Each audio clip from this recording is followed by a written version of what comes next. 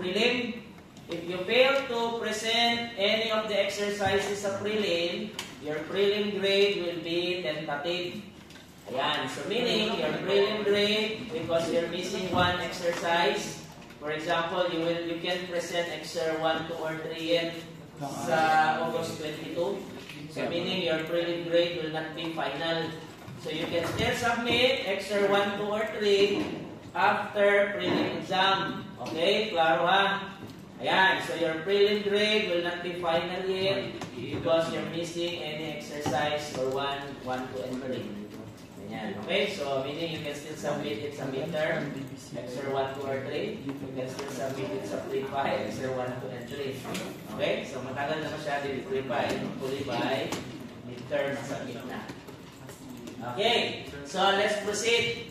So, ayan, first, let me create a database. So, this is for our quiz 2. Ayan, so create database quiz 2. Okay, I will use the database quiz 2. So, I can automatically, okay, let me use the database first. I think I can create a table automatically. Create table Q2 dot A. So this is the table name. And the following fields. A, which is an integer. C, B, a text. And C, a text. And then D, an integer. Okay, di ba? So meaning, you create a database, Q2, you create a table without specifying what the database, this table belongs. Diba? So in this case, you specify the database name where this table A belongs. So Q2 is the database file, A is the table name, and what are the fields? So you have 4 fields, diba? A, B, C, D. Yan. Okay. So you can also do that. So if you're going to insert values now, okay, let me insert values. Okay, insert values. Yan. So, insert into A. Yan. If you're going to do this without specifying a database name, okay, example, you have, you have, and then number. Yan. Okay, if you're going to do this, there will be an error. What is the error? No database selected. Okay, so let's see. If I press enter, ayan, no database selected. Okay, so you need to specify a database where this table belongs. In this case, it's Q2.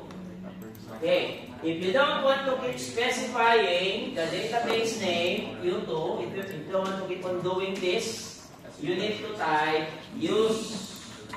Okay, maglagay ka ng use Q2. Ganyan. Okay, so this will now work. There you go. So we have the value. Okay, so that's the use of that. You can also do this if you want. Okay, we can also do that. Same thing. Diba? Either way, it will work. Okay, so let me insert another. Okay, another. Okay, and yan. Okay, so now let's create a second table. Okay, create table.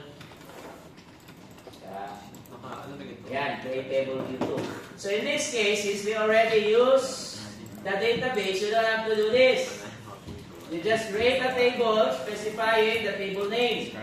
Okay, so I will call this table B. Yan. Okay, this is table B. There you go. Okay, so we can insert values sa table B. Ayan. Okay, so this will be. Ayan, okay, we can insert values.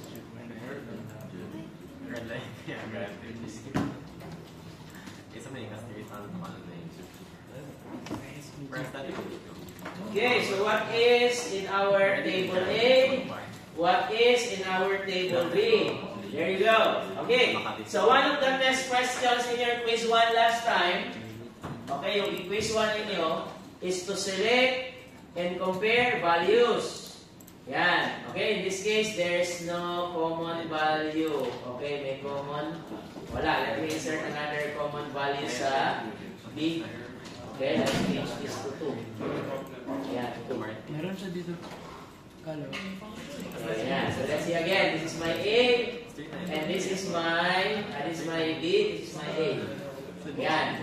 Okay. So one of the questions in your quiz 1, which will be given again sa exam.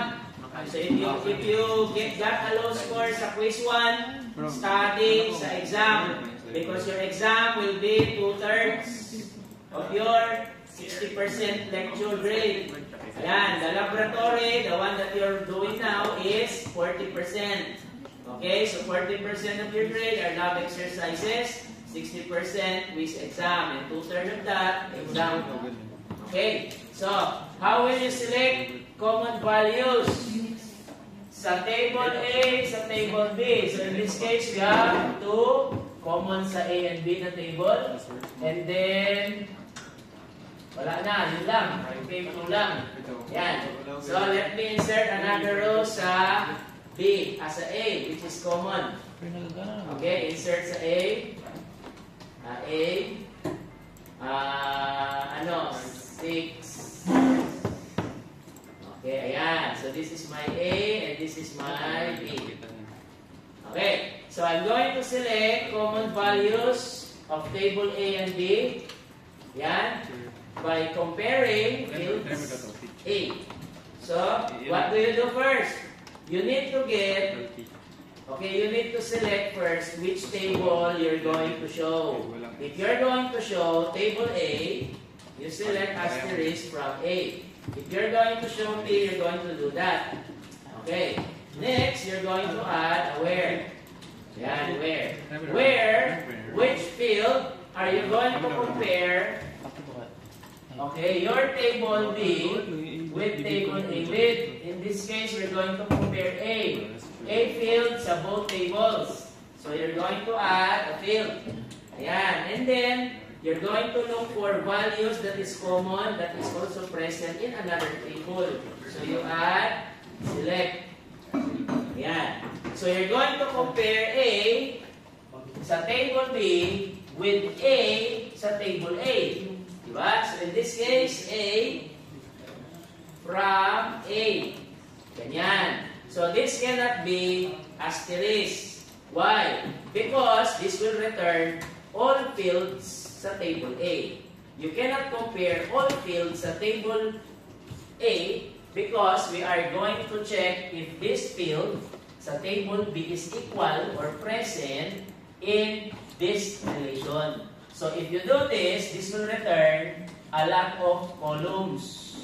Diba? Marami. 4. Okay? This will return all of this. So you're going to select only one field, which is A. That is what we will compare sa A in table B. Okay? So in this case, we have B. A. Ganyan. Okay. So what does this return now? This will return values common sa A and B. So first, what is this? This one will return all of this. Okay, ito sa taas. This will return 1, 1, 2, 3, 6. Okay? So this will return 1, 1, 2, 3, 6. Diba yan? You're now going to compare all of this, 5, 6, 7, 2. That's what this A is. 5, 6, 7, 2 sa 1, 1, 2, 3, 6. Okay. In this case, we have numbers that is present 5, 6, 7, 2 sa 1, 1, 2, 3, 6, which is 2 and 6. Diba? 2 and 6 dito is present, okay, sa table BA, which is 5, 6, 7, 2. 2 and 6. Okay, this will result to, ayan, 2 and 6 or 6 and 2. So nauna si 6 because this is the first row that was evaluated. Move next. No. Move next. Yes. Diba? Nauna si 6. Okay, so in this case, that's the result. Ayan, if you don't want to include other fields, you can simply add a field name. Diba? You only want to see A, you want to see both A and B, you add a comma. Okay, ganyan. If you want to add an alias, okay, you just add that. Ayan, or you can also use as. Either way, it will do the same thing. So either as or just simply space. Okay, ganyan lang yan siya. If you want all, it should be asterisk. Okay, there you go. Yan, okay. So this was one of the questions sa quiz 1. So study, review it again because it will be asked again sa exam. Okay, so let's proceed sa next example. So when dealing with select, as you can see, we can add select sa where. This is a select query nested sa where. Where and then select. We can also add select sa from. Okay, so instead of from, I'm now going to add an open and close parenthesis. Okay, we're going to select everything sa B. Ayan. Okay, so the command will be select everything sa B. Okay, what is B again? Yan, let me open B first. Select asterisk sa B. Yeah, that is B. So what I will do now is alisin ko yan. Okay, ganyan. B ito. Ayan. Select asterisk from B returns all of this. Diba? So this is called a relation. This is a relation. The result of this is not a table. A relation. When you say from B, you are selecting from a table. If it's from a select query, it's not a table, it's a relation. This is a relation, column and rows, tabular. Okay, so in this case, this is the same as selecting everything from select asterisk from B, which is, okay, lagay din ang alias. So, forget. X. Okay. Ayan. So, we are selecting asterisk. Ayan. We're selecting asterisk from, we're selecting everything, select everything from the result of this. This one will result this. We're going to select everything from this. Okay, which is the same thing as select asterisk from B. So the purpose of rename here, okay, the purpose of X here is we can specify X.A. When you say X.A, X is the table name, this is the table name, diba? That field name. So this is the field name and this entire relation is this, that is X. So meaning if you have multiple of this, okay, so ayan, that is A. If you have multiple of this, pwede another one. Select asterisk from A. Okay, so alias Y. Okay, Y naman. Ayan, so lahat. So we're going to select only XA, comma, YA. Y.A, sorry, Y.A. Y.A. Ayan. Okay, as you can see, this is all the table in A times B. Ayan, so if this is A, okay, let me open A first. Sana yung A natin. Okay, this is A. And this is B. Ayan. So this is a matrix multiplication. So 1, 5, 1, 6, 1, 7, 1, 2. Diba? Can you still remember matrix multiplication? 1, 5, 1, 6, and then 2, 5, 2, 6, 2, 7, so on and so forth. Because we are combining the two tables. Ayan, diba? Okay. 1, 5, 15, 16, 17, 12. Tapos 1 na naman. 15, 16, 17, 12. We are combining the two tables. Okay, di ba? From B, this is the B, to A, this is the A, di ba? Okay, we're multiplying B times A. So X here is this entire relation, Y here is the entire relation. We're only going to get the A in X and A in Y. Okay, ganyan. So that's the use of using select. If you want to be specific, you can also use A, B lang. Okay, ito lahat. Ayan. So, ibig sabihin, if this is asterisk, you are only selecting the A, B in B. And A table is everything. Ayan. So, the A and B there, the first and second row, column, this is table relation X.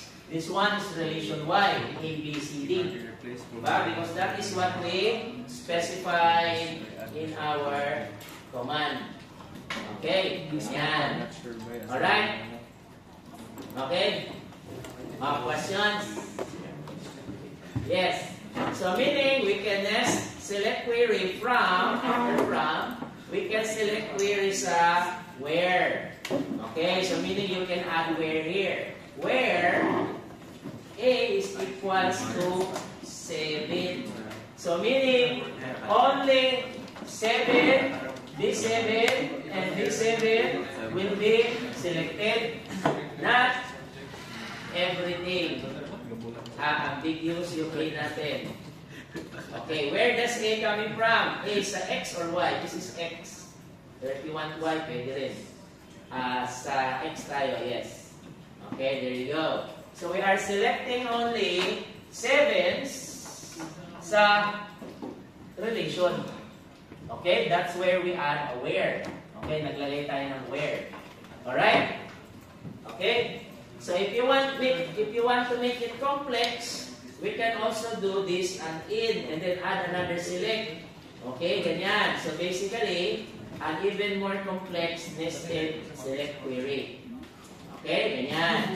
So we can add select queries sa from, we can add select queries sa where. Now let us add a select query after select. So what does it look like? So it will now look like select, select. Okay, select, select. Select A. Okay, from A. Ayan. Tapos from, ano naman, B. Okay, ganyan. From B. So meaning, select A from A. Okay, let's start with select A from A first. Select A from A will return. Okay, let me see what does this return. All the numbers. Okay, yan. 1, 1, 2, 3, 6. So this is, okay, this is 1, 1, 2, 3, 6. Select A from A. Yan. So this will return, ito daw siya, will return 1, 1, 2, 3, 6. Okay, ito 1, 1, 2, 3, 6. So it's the same as typing 1, 2, 3, 6. Okay, we're going to select it from A. Okay, yan, more than 1 rows. So meaning, this will return more than 1 row. Because this will return 1, 1, 2, 3, 6. So hindi pwedeng select 1, 1, 2, 3, 6 from A. Because this will return numbers. Okay, so what we will do now, so that this will only return 1 row and not multiple rows, we're going to add a function. Makinig. So what are functions in MySQL? It's similar to Excel. Diba? We are familiar with Excel functions. Okay, if you can still remember in Excel, sa high school pa man na. Diba? Okay, for example, average. Yan, we're going to average 1 plus 1 plus 2 plus 3 plus 6 divided by ilan yan? 5. So yan ang average niya. So this will return one number. Okay, we're going to select the average of this. select the average of this, which is one number, sa A. Okay, ganun na yan siya. So it will only return one value. So that's the average of plus 1, 1, 2, 3, 6. So why did it return 1, 2, 3, 4, 5? That is how many rows A has. Okay, ayan. 5. Okay, di ba? 5. So we have 5 rows, 5 rows. We are printing the average of A from A based on how many A's, how many rows are in A. Ito na A has 5 rows. So we are going to print the average of this 5 times. So meaning you can input a number here. It won't matter. Okay, naglagay ako dyan ng 12. O, see? It will print 12 times. 4 times. Lagay ako dyan ng 100. O, see? So meaning the purpose of doing this will return the average of A sa A table, which is one number, isang number yan. We're going to select it sa table A. Since this will not return a field, hindi field ang output niyan a number, it will print that number based on how many rows is in A. Okay, di ba? So meaning if you do that, pwede pala ilagay ang number dyan like this. Di ba? Pwede ilagay ang number dyan. Okay. We can also do calculation. See? So if you do this, average, pwede ko lagyan na, that's the result. We can add numbers plus 1. So 2.6 plus 1. See? Okay. We can also round this up. Round. Okay. What is a round function in Excel? Comma 0. 0 decimal places. Ayan. Okay. So 3.6 rounded off to 0 decimal places is ano? Okay, 3.6 is 4. Okay, 4 plus 3. Okay, this is, tama na diba? 2.6. So this one is 2.6. Okay, round it off. And round off, this will become 3. Okay, plus 1, 4. Okay, ganyan yan siya. So, round is an Excel function. Diba? If you can still remember. So, we can use Excel functions similar to Excel because this will return multi-value. Okay, diba? Aside from average, we can also do sum. Diba? Sa Excel may sum. There you go. So, we are adding 1 plus 1 plus 2 something of all fields A sa table A. Ayan. So, what is multiply? Hindi product. Okay, ayaw din. Product yun. Okay, sige na lang. Okay, we can also use max. The largest. Okay, what else in Excel? Min. Okay, the smallest. Ayan. Okay, so we can add max here. Diba? Okay. Ayan. We're going to select everything sa A. Ayan. More than one row. Okay, hindi na pwede. So, kailangan dito talaga max sa loob. Okay, you can only do round. Okay, ganyan. Alright, so, yan, there you go. So, that's function. In MySQL, this is an entire language. We are dealing with an entire programming language. The programming language here is BASIC. Okay, later, mga pre-final, we're going to deal with if statements here. Dito tayo mag-if statements. We're going to deal with for loops. So meaning we're going to iterate, select queries. Okay, so the language here is BASIC. Similar to Excel. in Windows, di ba? It's Visual Basic VBA. So same language, same function. Max, average, ano pa, every function in Excel. Okay? Ayan. Yan, so I will give you a problem. So this is A.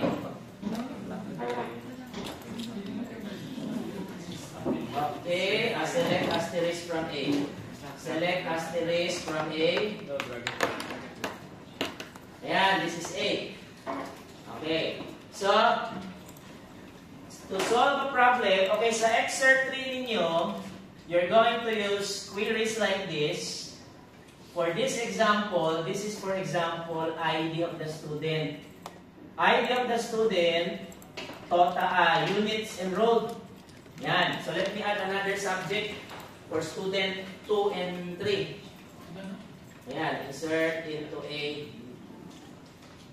values. So maglagay tayo ng si student 2 daw, nag-enroll siya ng isang subject with 5 units.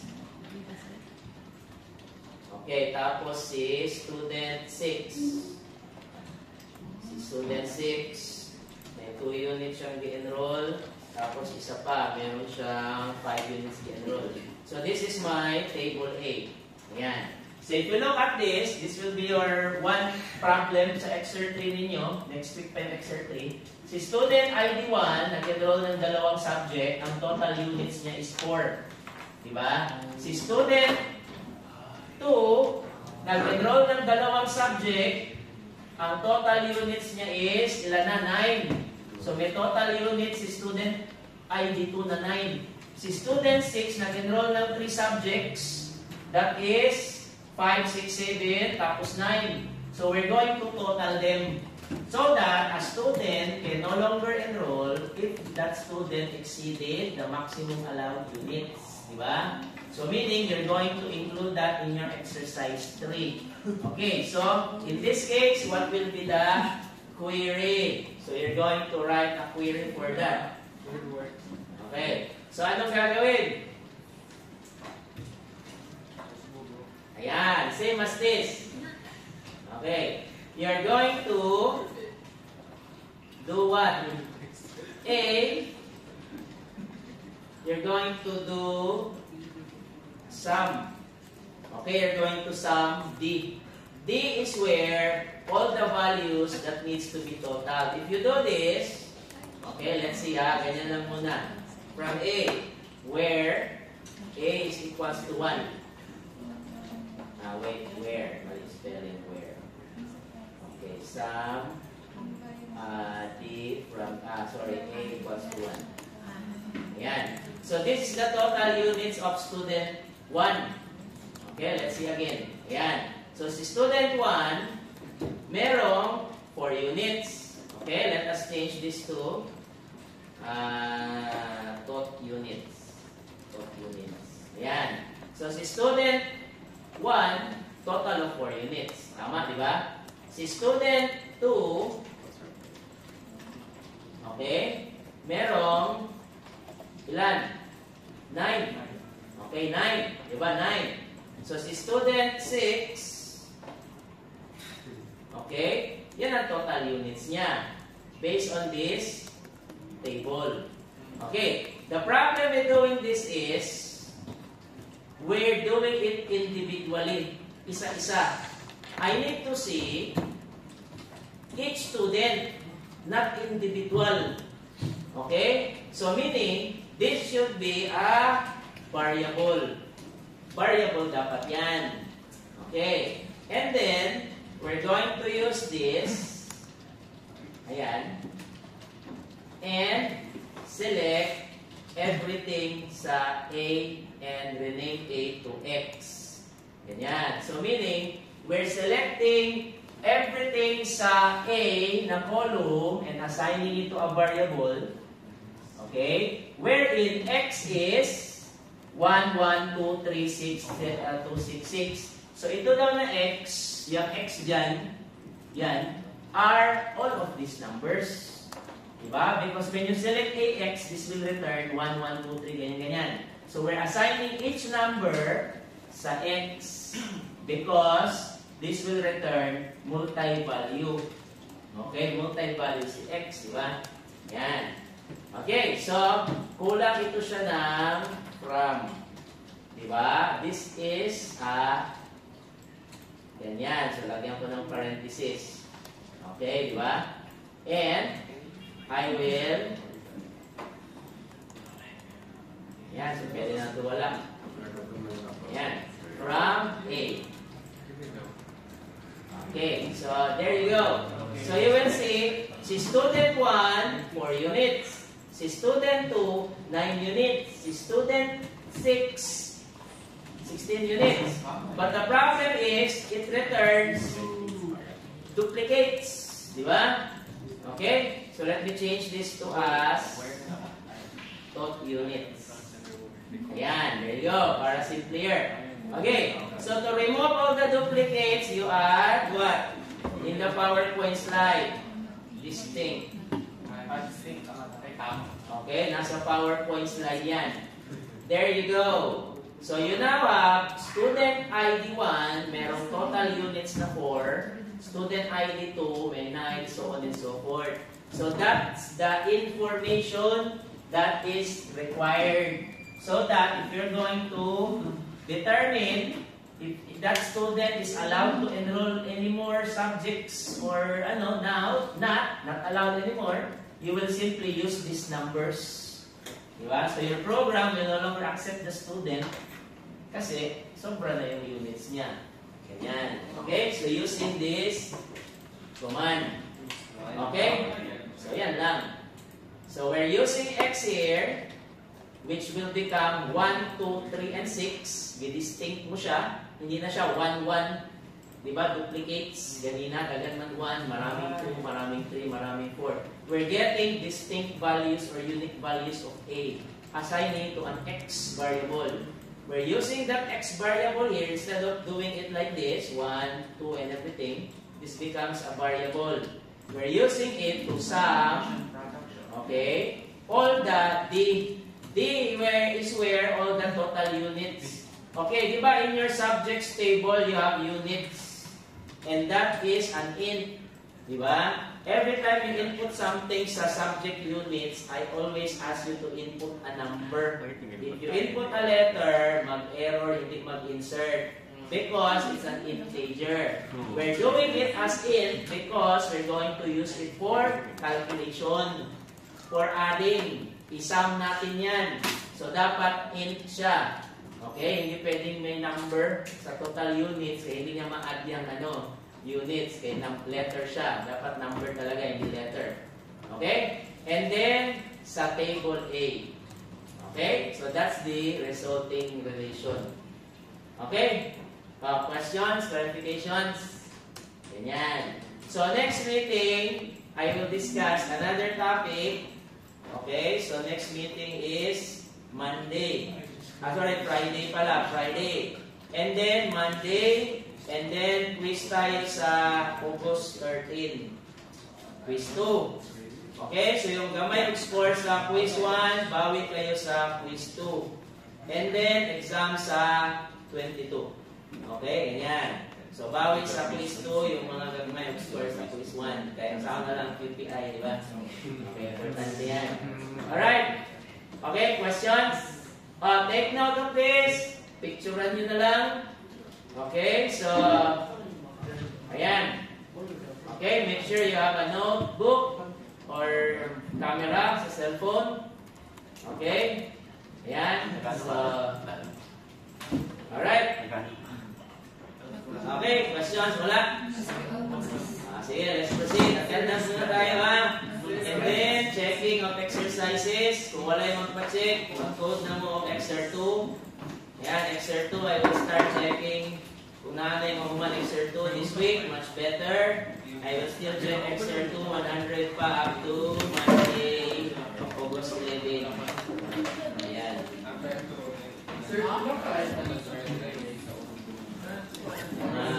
Mga mga ganyan sa quiz 1. So yung quiz 1 ninyo, mga upat sa quiz 2, same gihapon, mga upat, ganyan.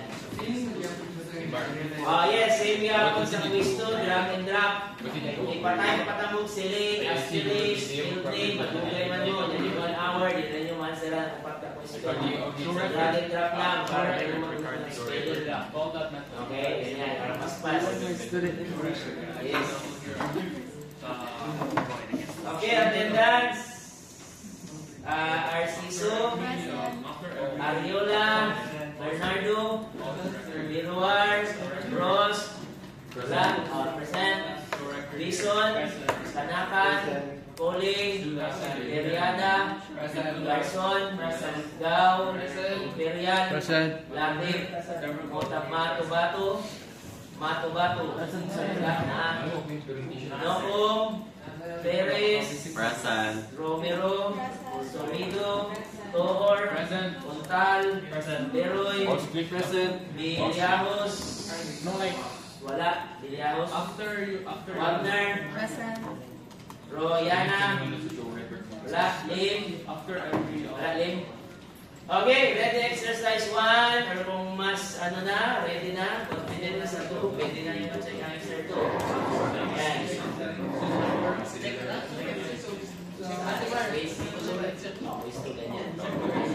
Testing experience.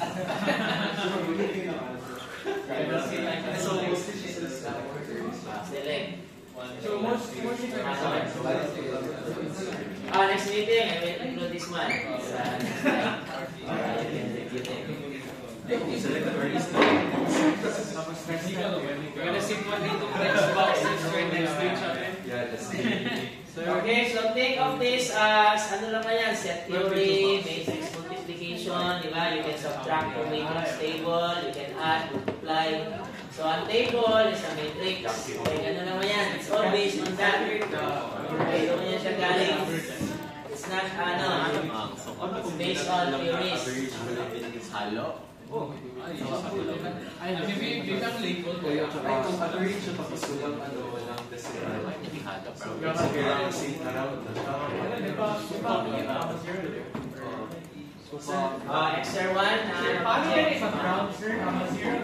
Round. Sama 0. So, yung section ba? Example.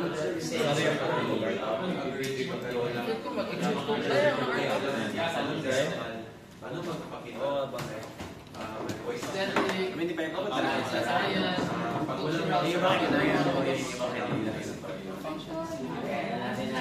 Okay, ito sa Excel, di ba? Okay, ready na Excel. Ayan. Ito yung field. Di ba? Ito yung A na field. Okay. You're going to do round. Okay, ganyan. So, select, multi-value. Ito yung multi-value. Comma 0. Ganyan yan siya. Okay. Okay, multi-value tayo. So, hindi pwede. Isama na natin. Sum. Kasi isang number lang dapat. Okay. So, ganyan. Ito siya. Ito yung sum. That's the sum. Okay, yan yung sum. 159. So, pag may decimal yan, okay, yan. And then, round up. Okay, marami ka mga number na evaluate. Ayan. Okay, so basically the same thing. So this one, ito yung field. D4 to D8, ito yung field sa database, di ba? A, di ba? Yan yun. So you're going to treat them as Excel, mga rows. Okay, ganyan. Okay? So wait lang ha, magpa akong papel for Excel 1 or 2. Stop. Actually, there. No.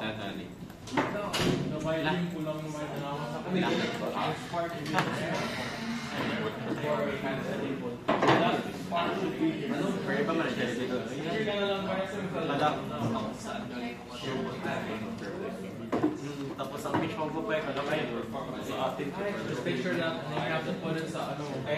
Saturday tomorrow.